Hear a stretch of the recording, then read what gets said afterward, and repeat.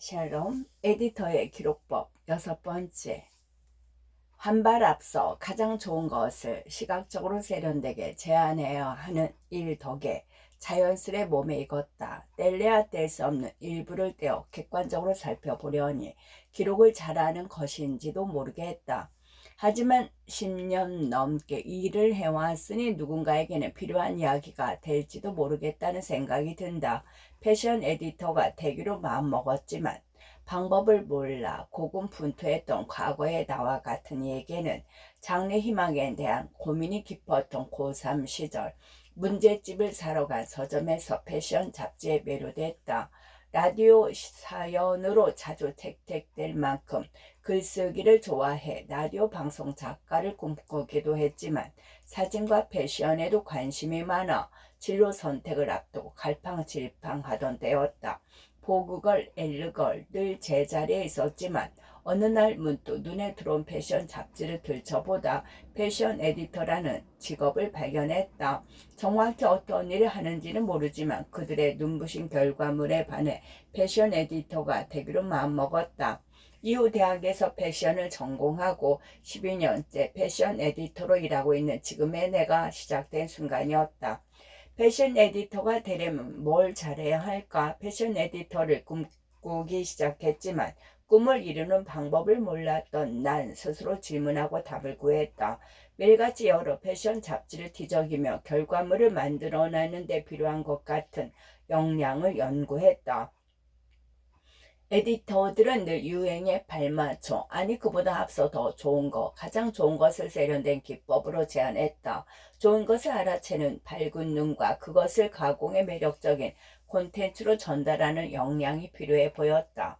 거기엔 간결하고 명료하며 전달력 있는 글이 있었고 흐릿한 머릿속 아이디어를 실제로 구현해낸 매력적인 비주얼이 있었다. 패션 에디터가 되기 전에는 패션 에디터의 일을 할 수 없었으므로 학생이던 내가 역량을 갖추기 위해서는 많이 보는 수밖에 없었다. 여러 패션 잡지를 참고서 삼아 탐구하고 연구했다. 편집장이 글로 시작하는 첫 장부터 광고로 끝나는 마지막 장까지 정독했다. 글에 어떤 요소가 들어가야 하는지, 문제는 어떻게 써야 하는지, 어디에 중점을 두고 포인트를 짚어가며 써야 하는지, 이미지 캡션은 어떻게 쓰고 배치해야 하는지까지 화보와 편집, 구성도 꼼꼼하게 봤다.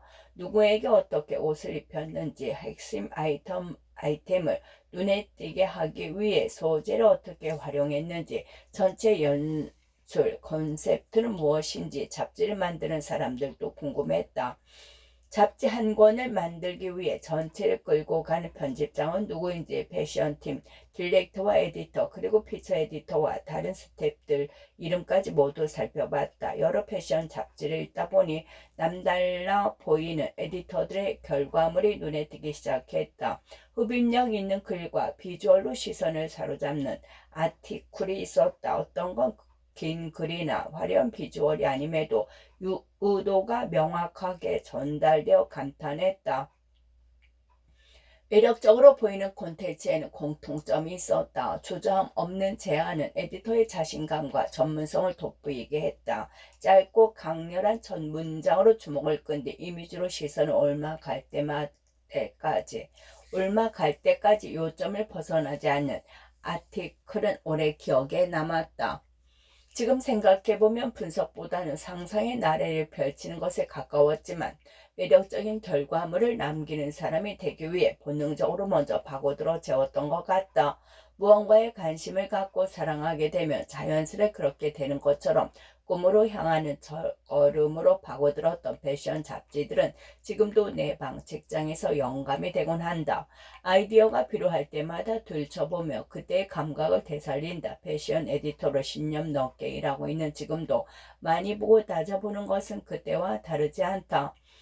1400개 메모에서 찾아내는 우리가 보여주고 싶은 단 하나의 그것.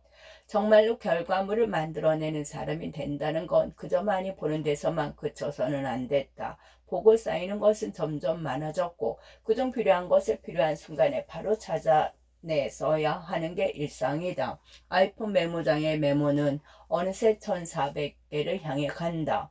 매일이 마감의 연속이라 해도 과언이 아닌 패션. 이커머스 플랫폼에서 시의성이 중요한 콘텐츠를 만들려면 곧바로 기록하고 필요할 때 바로 찾아 쓸 수 있는 기록 도구는 필수다. 패션은 트렌드뿐만 아니라 계절과 환경, 각종 이슈에도 영향을 받는다. 날씨가 갑자기 추워져서 혹은 더워져서 장마가 생각보다 빨리 와서 그에 맞는 스타일을 제안하기 위해 콘텐츠를 빠르게 만들어야 하는 경우가 잦다. 어느 유명인이 착용한 아이템이 갑자기 이슈가 되어 관심을 집중되면 관련 콘텐츠를 발빠르게 만들어내기도 한다. 예측할 수 없는 기후 혹은 이슈로 급하게 콘텐츠를 만들려면 평소 트렌드를 늘 파악하고 있어야 하며 긴밀하게 반응할 수 있는 컨디션을 유지해야 한다. 그래서 곧바로 활용할 수 있는 소재들을 언제든지 기록하고 여러 볼 간편한 도구에 그때그때 확보해 둔다. 내겐 그것이 늘 손에 쥐고 있는 아이폰 메모장이다. 꼭 아이폰일 필요는 없지만 오랫동안 아이폰과 맥북 등 애플 기기를 사용해온 나는 기기가 클라우드 연동, 간편하게 파일을 공유할 수 있는 에이드롭 같은 기능을 이용하게 쓰고 있어 아이폰을 놓지 못한다. 예를 들어 작년에 이동 중 아이폰에 메모했던 아이템을 오늘 회사 책상 맥북에서 찾아내 요긴하게 쓰곤 한다. 아이폰 메모장의 1400 기록이 가장 힘을 발휘할 때는 화보와 같은 비주얼 콘텐츠의 키 콘셉트를 도출할 때다. 패션 에디터로서 결과물을 기획할 때 가장 중요한 것은 무엇을 보여줄지를 정하는 일이다.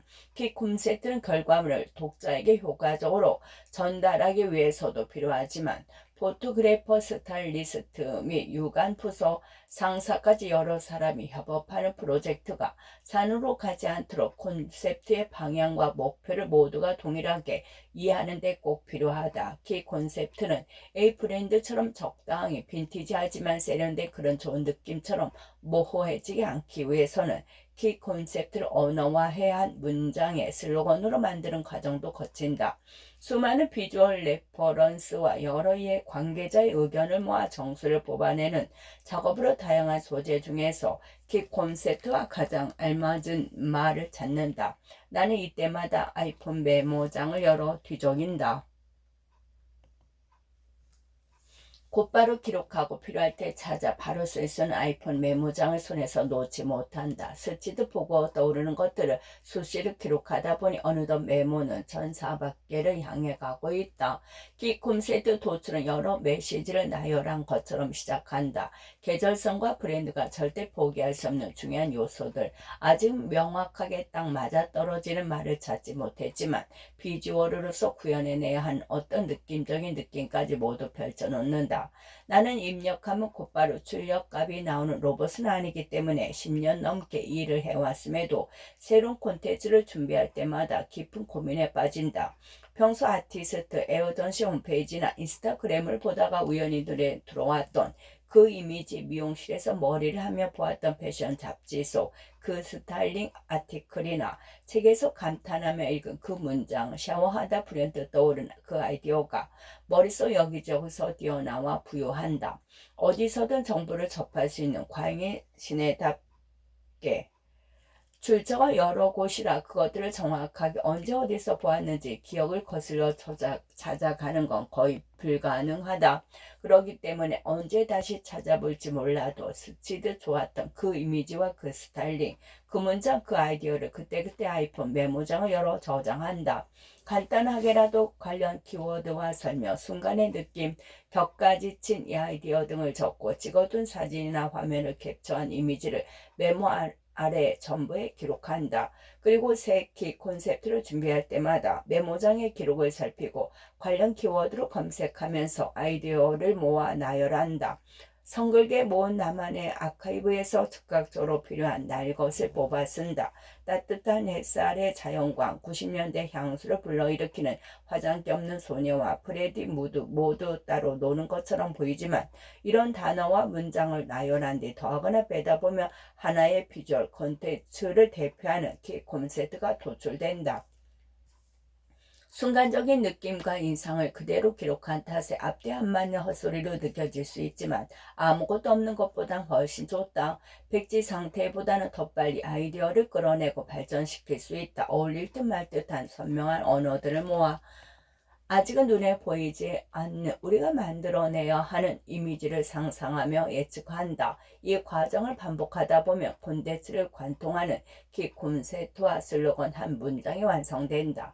협업하는 이들 각자의 좋은 느낌으로 화보를 작업하면 프로젝트는 산으로 간다. 에디터는 자신만의 아카이브에 모아둔 기록 조각을 모아 이리저리 조립해보고 새로운 아이디어가 되어보면 모두를 설득할 수 있는 단 하나의 키 콘셉트를 도출해야 한다. 아이폰 메모장에 기록을 할 때 가장 중요한 건 날 것이라도 즉각 남기는 것이다. 넘쳐 흐르는 콘텐츠의 홍수 속에서 눈에 띄었던 그것을 다시 만나긴 어렵다. 상상력이 풍부한 성향인지라 내 머릿속은 늘 생각으로 가득하다. 언젠가 만들고 싶은 콘텐츠나 아직 마무리하지 못한 계획안을 생각하다 불현듯 아이디어가 떠오르곤 하는데 이런 아이디어도 시기를 놓치면 다시 만날 때까지 오래 걸린다. 다시 만나지 못하면 휘발되고 그것이 필요한 미래의 내가 괴로워하는 모습은 아주 익숙하다. 일을 하게 된 이상 일과 삶을 완전히 분리하기는 어렵다. 패션 트렌드의 최전선에서 독자와 고객에게 더 나은 스타일을 제안하고 정확한 정보를 전달하려면 일상에서도 계속 탐구하고 기록해야 한다. 그러다 보니 시시각각 쌓이는 기록을 잘 정리하는 것은 사치다. 당장은 파편으로 보여도 바로바로 쌓아두는 기록이면 충분하다. 때로는 총각을 다투며 결과물을 만들어내야만 하는 패션 에디터 일. 종종 책상 앞에 각 잡고 앉으면 머릿속이 하얗게 되고 마는 내게 파편은 모여 든든한 믿는 구석이 된다. 머릿속 상상이 현실이 되기까지. 패션 에디터로 콘텐츠를 만드는 건 홀로 앉아 글 쓰는 일보다 여러 사람을 만나 무언가를 결정하는 데 더 많은 시간을 쏟는다는 것을 의미한다. 에디터의 머릿속에 있는 이미지를 기술적으로 구현하고 실제하는 비주얼로 만들어내는 것 혼자 할 수 있는 일이 아니기 때문이다. 포토그래퍼와 비디오그래퍼, 헤어 메이크업 아티스트와 어시스턴트까지 여러 스태프와 함께 하다 보니 같이 논의할 부분이 많다. 특히 포토그래퍼와는 사안을 수집하는 과정에서부터 긴밀하게 논의하는 관계다. 구현해내야 할 이미지를 촬영할 장소가 해가 막 떠오르기 시작한 아침에 야외 일지 혹은 자연광 없이 조명만을 활용하는 호리존 스티브 일지부터 모델을 트렌드하면서 강렬한 이미지 일지 아니면 서구적인 마스크에 클래식한 이미지 일지 등 어떤 이미지냐에 따라 결정해야 할 것 투성이다. 결정 앞에서의 고민은 내 경험상 혼자 끙끙대는 것보다 같이 일하는 사람들과 만나서 대화하다가 유레카를 외칠 때가 많았다.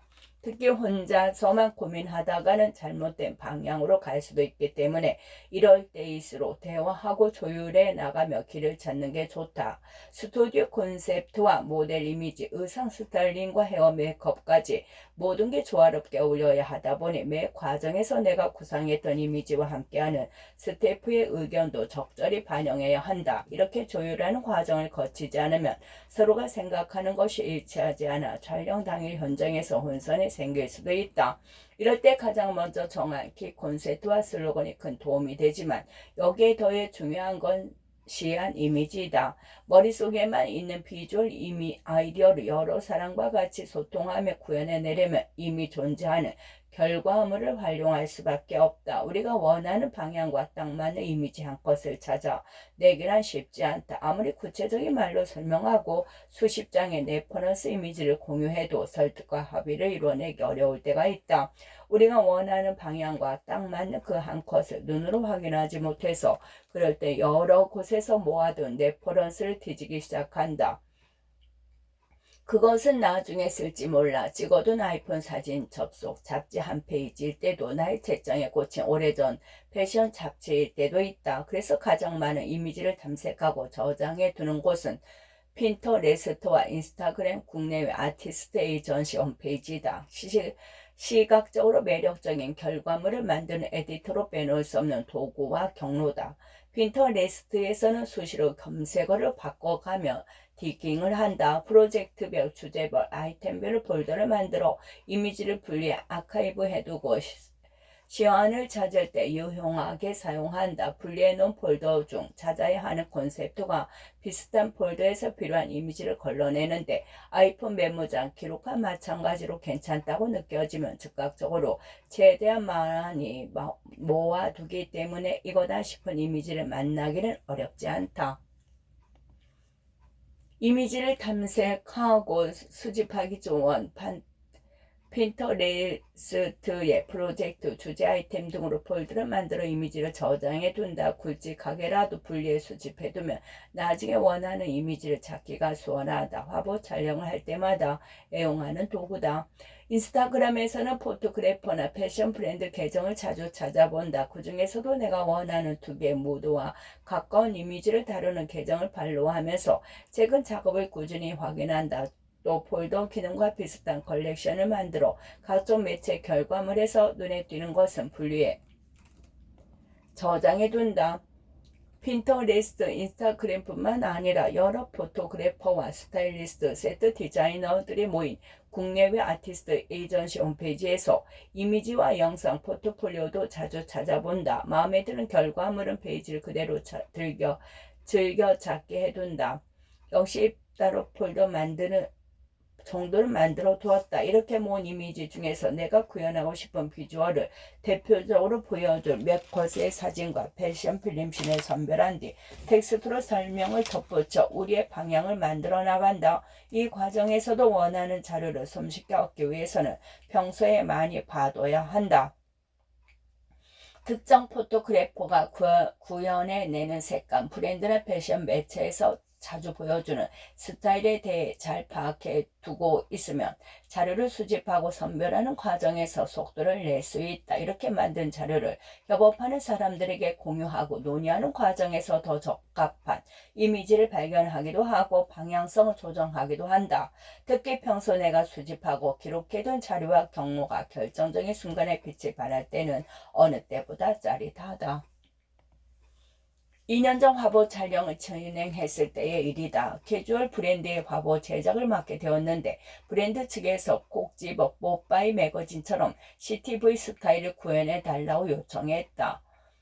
뽀빠이는 시티보이 룩을 탄생시킨 영향력 있는 일본 패션 잡지에 패션에 관심이 있는 이들이라면 대부분 알고 좋아한다. 나 또한 뽀빠이 꾸미지 않은 듯한 자연스러운 화보컷과 실용적인 스타일링을 좋아하기 때문에 아이폰과 노트북에 시안 폴더에 뽀빠이 화보가 가득했다.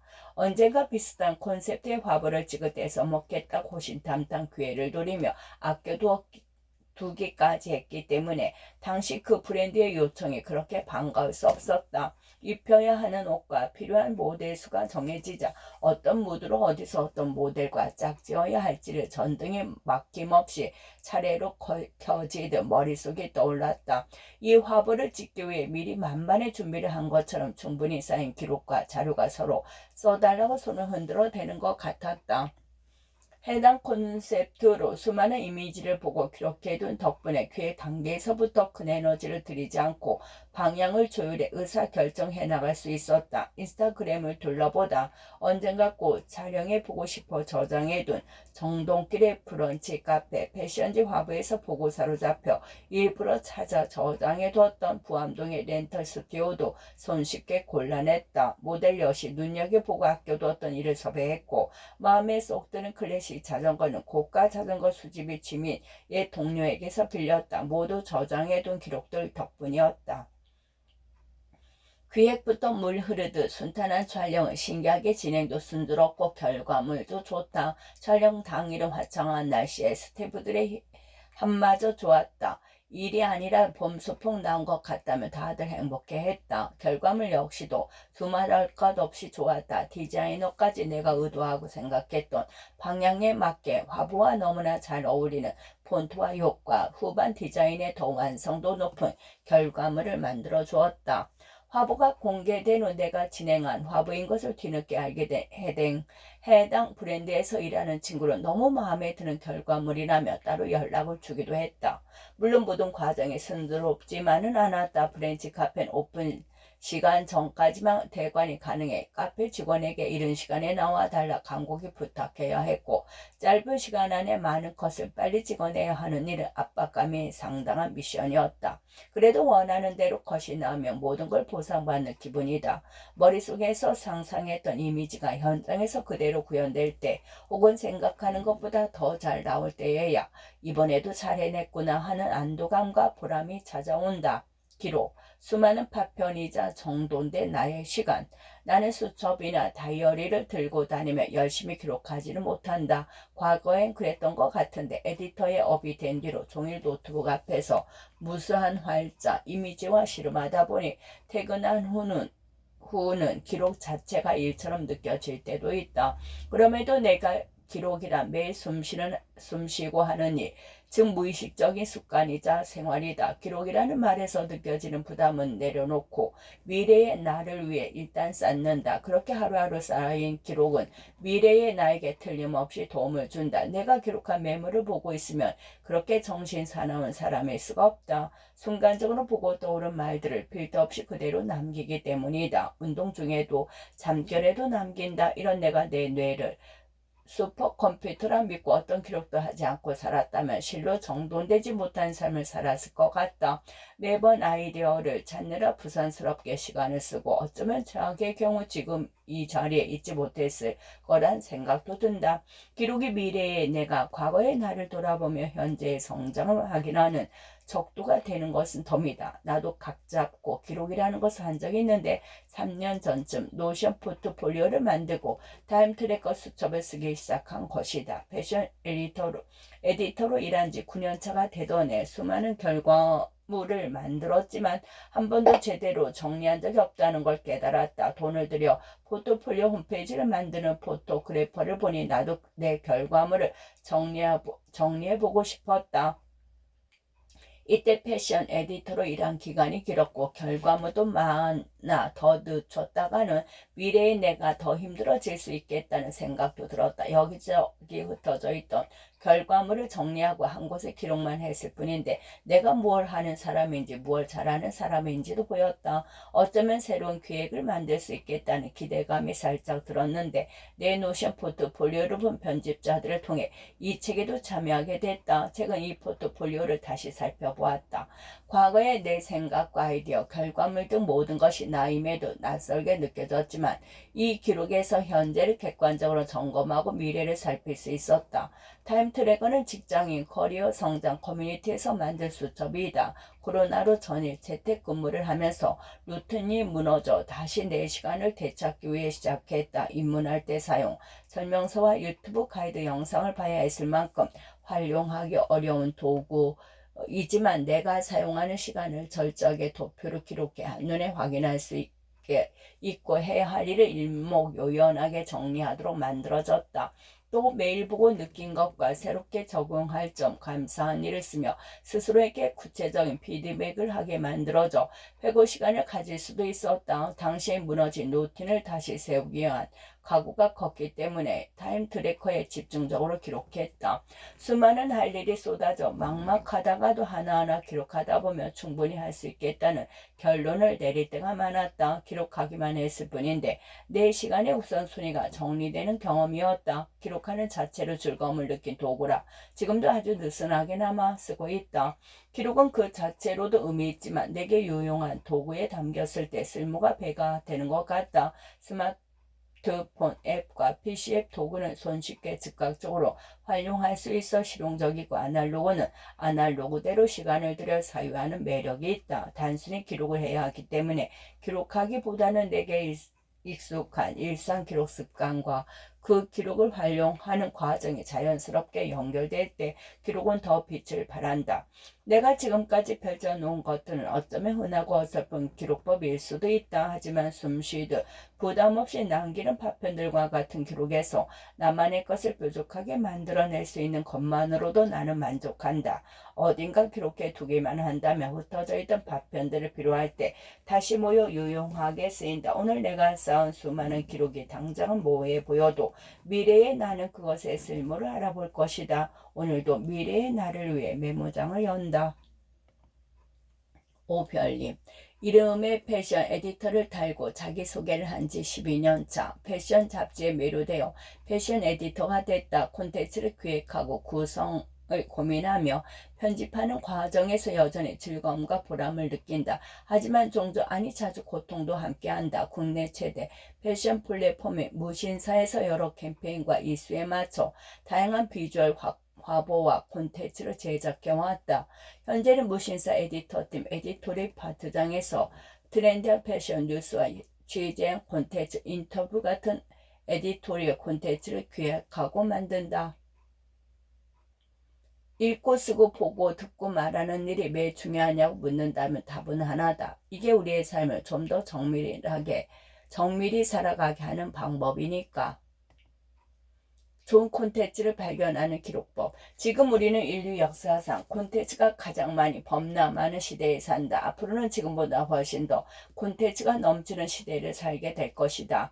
과거에는 일부만을 누렸던 콘텐츠 제작과 유통의 특권을 이제는 누구나 누릴 수 있기 때문이다. 따라서 쉽게 간과하지만 콘텐츠가 범람하는 시대에 그 넘쳐난 콘텐츠 중에서 어떤 콘텐츠를 볼 것이냐, 장작자로서 나는 어떤 콘텐츠를 만들 것이냐는 한 개인이 삶을 살아가는 데 있어 점점 더 중요한 문제가 된다. 콘텐츠의 시대에 어떤 콘텐츠를 볼 것인가는 당신의 인풋을 결정하고 어떤 콘텐츠를 만들 것인가는 당신의 아웃풋을 결정할 테니까. 얼마 전 노벨 문학상을 수상한 한강 작가가 언급했듯 언어가 우리를 잇는 실이다. 이는 콘텐츠도 마찬가지다. 다시 말해 콘텐츠를 본다는 것, 그 콘텐츠를 만든 사람과 연결하는 과정이고 콘텐츠를 만든다는 것, 내 콘텐츠를 보는 사람과 연결되는 과정이다. 그러한 사람이 보고 접하고 만드는 콘텐츠의 수준이 그 사람이 만나는 연결의 퀄리티를 결정한다. 따라서 좋은 콘텐츠를 보기 위해 좋은 콘텐츠를 만들기 위해 노력한다는 것은 이 복잡한 시대에 자신의 삶을 좋은 연결을 풍성하게 채우기 위해 노력한다는 뜻이다. 좋은 콘텐츠를 가득한 삶이 자극적이고 말초적인 콘텐츠로 하루하루를 낭비하듯 그저 흘러보내는 삶보다 당연히 훨씬 더 건강하고 의미 있지 않을까. 프로젝트 서머는 이러한 콘텐츠 시대를 주체적으로 개척하고 콘텐츠를 중심으로 더 나은 삶을 살아가고자 하는 사람들을 모으고 연결하기 위해 만들어진 회사다. 사업을 염두에 두고 시작하지는 않았지만 기자 생활을 하다 잠깐 쉬는 기간에 일주일 동안 재밌게 본 콘텐츠를 발제 플러스 요약 리라이팅해서 뉴스레이터로 공유하는 시험을 해본 것이 여기까지 이어졌다. 5년 넘게 뉴스레이터를 운영했지만 여전히 콘텐츠의 힘을 매일매일 체감한다. 지금까지 단 1원의 마케팅 비용도 쓰지 않았는데 콘텐츠의 힘으로 뉴스레이터뿐 아니라 거의 모든 채널이 계속해서 성장하고 있으니까 물론 별로 가진 것이 없는 가난한 개인 사업자라서 앞으로도 계속 우여곡절을 겪으며 험난한 길을 뚫고 나가야 하는 게 엄연한 현실이지만 그럼에도 미래에 대해서 낙관하고 있다. 좋은 콘텐츠를 보고자 하는 사람들의 열망은 시대와 국가를 초월한 보편성을 가졌다고 믿기 때문이고 좋은 콘텐츠를 통해 만들어진 좋은 연결이 결국에는 우리의 삶을 더 나은 방향으로 이끈다는 사실을 지난 10여 년간 디지털 콘텐츠 업계에서 일하며 꾸준히 피부로 체감했기 때문이다. 그러기에 앞으로 살아갈 콘텐츠의 시대를 주체적으로 개척하고자 하는 사람이라면 과연 나에게 좋은 콘텐츠를 꾸준히 접하는 시스템이 구축되어 있는가를 질문할 필요가 있다. 앞으로는 콘텐츠를 그저 소비하고 넘어가는 것이 아니라 자신이 발견한 좋은 콘텐츠를 자기 언어로 정리하고 기록하고 궁극적으로 자신만의 콘텐츠를 만드는 자양분으로 축적하는 일이 점점 더 중요해질 것이다. 안 그럼 더 나아가 이 과정을 하나의 시스템을 이해하고 계속해서 자신의 콘텐츠 시스템을 개선하는 일이야말로 콘텐츠의 시대를 살아가는 기본 자세일 수 있다. 그런 의미에서 아직 개선해야 할 지점이 있기는 하지만 프로젝트 서먼을 5년간 운영하면서 구축해온 나름의 시스템을 공유한다. 좋은 콘텐츠를 발견하는 몇 가지 방법. 콘텐츠가 넘쳐나는 세상에서 어떻게 하면 좋은 콘텐츠를 잘 발견할 수 있을까? 사실 미식처럼 좋은 콘텐츠에 대한 평가는 주관일 수밖에 없어서 이를 설명하는 건 쉽지 않다. 많은 사람이 좋아한다고 해서 그게 나에게도 좋은 콘텐츠냐? 완전히 별개의 문제이기도 하고, 따라서 대세를 쫓기보다는 자신이 좋다고 생각하는 콘텐츠를 더 자주 경험할 수 있는 환경을 구축하는 것이 중요하다. 이를 위해 내가 원칙처럼 삼고 있는 명제들은 다음과 같다. 알고리즘에 휘둘리지 말고 알고리즘을 길들이자. 알고리즘이 필터 버블을 강화하고 자극적인 콘텐츠 위주로 추천한다는 문제 제기가 이어지면서 알고리즘 자체를 부정적으로 바라보는 사람들이 많은 게 현실이다. 하지만 좀 더 근본적으로 생각해보면 실시간으로 쏟아지는 수많은 콘텐츠 중에서 사용자에게 최적화된 콘텐츠를 추천하기 위한 등장한 기술의 알고리즘이다. 따라서 알고리즘을 잘 이용하면 좋은 콘텐츠를 수시로 경험할 수 있는 나만의 추천 엔진으로 길들일 수 있다. 그동안은 이를 알고리즘 길들기라고 표현해 왔는데 AI 시대가 도래하면서 더 멋진 표현이 등장했다. 바로 플럼프팅. 플럼프팅은 AI가 더 나은 결과물을 만들도록 세팅하고 취하는 과정이라고 할 수 있다. 소셜미디어에서는 좋아요, 댓글, 공유, 저장 등의 기능이 알고리즘 등으로 하여금 내가 원하는 콘텐츠를 추천하도록 만드는 프롬프팅 도구들이다.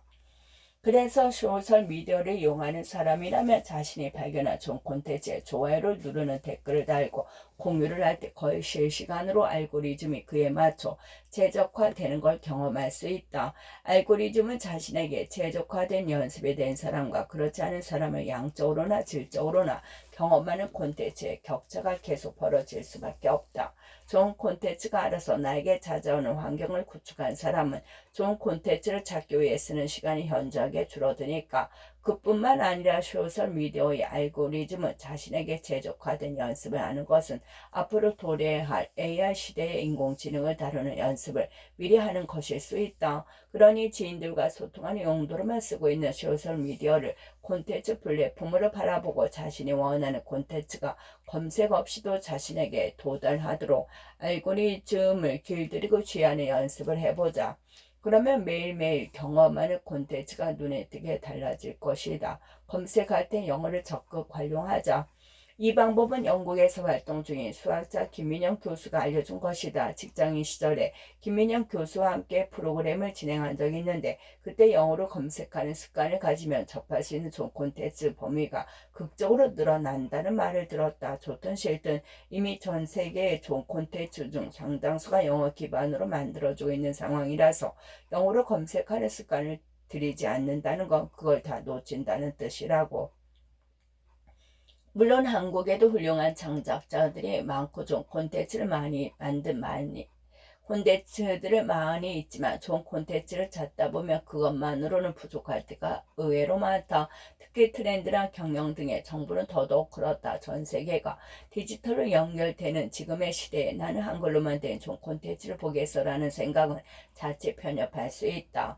게다가 번역 기술이 빠르게 발전하는 시대에 이를 활용하지 않는 건 훌륭한 무기 하나를 버린 채 게임에 참여하고 있는 셈이고 따라서 영어로 검색하는 습관을 빨리 익히는 것이 기술 발전이라는 파도 위에 올라타는 하나의 방법일 수 있다.